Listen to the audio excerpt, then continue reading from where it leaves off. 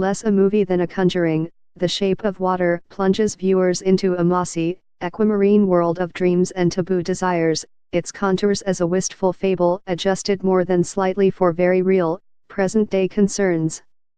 As a creation of the groundbreaking filmmaker Guillermo del Toro, this fantastical allegory bears the director's hallmarks: monsters and surrealistic environments, bloody body horror and meltingly tender romance. The Shape of Water may not achieve the aesthetic and thematic heights of 2006's Pan's Labyrinth, which still stands as Del Toro's masterpiece. But it's an endearing, even haunting film from one of cinema's most inventive artists, who manages to bend even the hoariest B-movie tropes to fit his idiosyncratic, deeply humanistic imagination. Sally Hawkins plays Elisa, who, at the beginning of the film, is described as the princess without a voice. As the action gets underway, we discover that she's actually on a cleaning crew at a damp, cavernous research facility in Baltimore where, in Kennedy-era America, the U.S. government has brought in a mysterious humanoid amphibian from the Amazon, possessed of powers that may have implications for the space race and Cold War politics. Elisa, it turns out, is mute, making her more highly attuned to what's being communicated under the dank, vaguely sinister surface at the aquarium.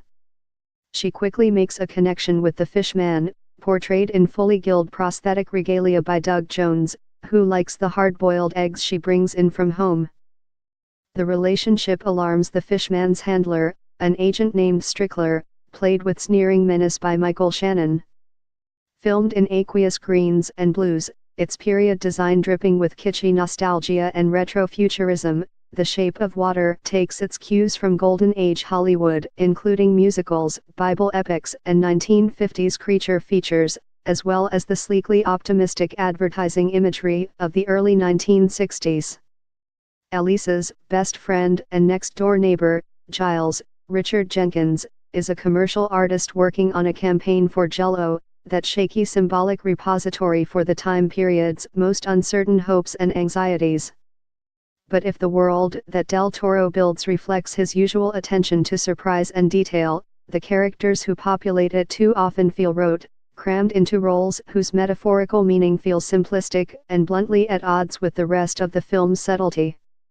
Starting with Giles and Elisa's work friend Zelda, Octavia Spencer, and continuing through Shannon's depiction of masculinity at its most malevolent and toxic, the message of The Shape of Water comes through too loud and too clear, as Elisa and her band of outsiders suffer under the yokes of homophobia, racism, intimidation, and self-righteous intolerance.